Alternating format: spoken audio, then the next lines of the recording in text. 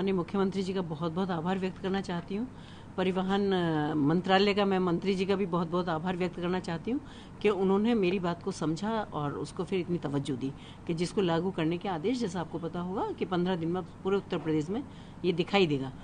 देखिए एक्चुअली क्या है कि जो मैं जब भी कोई आदेश करती हूँ या मैं कोई भी ऐसी चीज़ें सोचती हूँ तो मैं सिर्फ तर्कों के आधार पर सोचती हूँ। जब जब मेरे पास इसी तरह की कोई प्रॉब्लम्स आती हैं या उस चीज़ से जुड़ी हुई बहुत प्रॉब्लम्स आती है, तो मुझे काफ़ी दिन हो गए देखते देखते कि मुझे लगा कि यार इस तरह की अगर कोई प्रॉब्लम है तो उसको कहीं ना कहीं उसका सोल्यूशन ज़रूर ढूंढना चाहिए।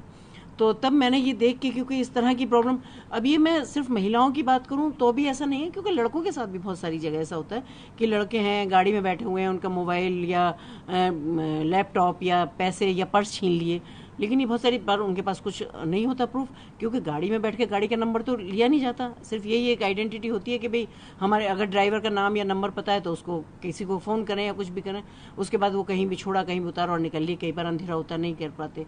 महिलाओं के साथ इतनी बड़ी बड़ी वारदात हो जाती हैं। तो मैंने जब ये लेटर जारी किया था, मैंने 100% ये कहा था, मैंने कहा उसमें मैं आपको गारंटी के साथ कह सकती हूँ कि 99% जो बिल्कुल ऐसी हैं जिनके पास मोबाइल नहीं है या कुछ ऐसी है कि सुविधाओं का नहीं ध्यान रख, वो उनके पास सुविधाओं के लिए भी सुविधा नहीं है, तो बात अलग है। अदरवाइज़ मैं गारंटी के साथ कह सकती हूँ 90% उसमें बैठने वाली महिलाएं और पुरुष दोनों ही उसका फ़ोटो खींचेंगे।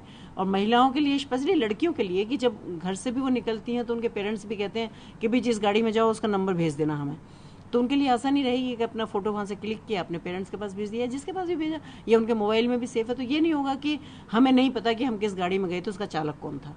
तो ये एक बहुत बड़ी मुझे लगता है, मैं भी कहूँगी कि अगर मेरे कहने से ये आदेश आया है और ये उत्तर प्रदेश में जारी होने, तो इसके लिए महिला आयोग की एक बहुत बड़ी उपलब्धि है ये। और मुझे लगता है कि इसमें कहीं ना कहीं एक क्राइम कंट्रोल भी होगा और क्राइम में भी उसके भी नंबरिंग में गिरावट आएगी। जी।